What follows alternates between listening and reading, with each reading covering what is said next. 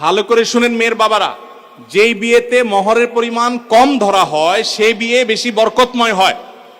আমি এর আগেও বিভিন্ন মাহফিলে চাক্ষুষ হাজির করেছি।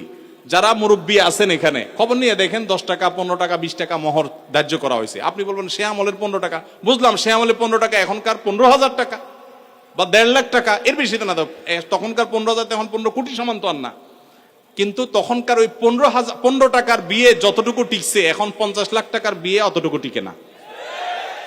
অনেক বাপমা মনে করে এটা বোধহয় বিয়ে টিকানোর একটা উসিলা, এই জন্য যত বেশি ধরবো বিয়ে তত টাইট হবে। না, এগুলো সঠিক কথা না।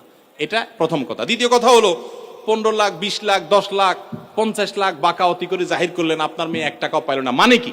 যতটুকু ধার্য করা হবে ততটুকু দিতে হবে। এই জন্য ছেলেরা যদি কোনো কারণে মুরব্বীদের কথা ফুসলানিতে পড়ে আপনি রাজি হয়ে থাকেন, রাজি হয়ে গেছেন 20 লাখে সই করে দিয়েছেন, রাজি হয়ে গেছেন, এখন আপনার বাঁচার উপায় আছে একটা, হয় পুরা টাকা আদায় করে দিবেন, আর না হয় বইয়ের কাছে একটা দরখাস্ত লিখবেন। কি লিখবেন?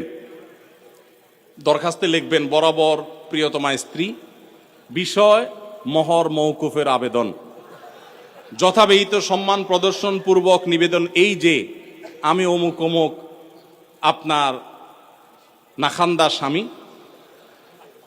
বিবাহের সময় মুরব্বীদের পীড়াপিড়িতে রাজি হয়ে এত টাকা ধার্য হয়েছে, আমি রাজি হয়ে গিয়েছিলাম, তখন বুঝি নাই যে এটা দিতে হবে।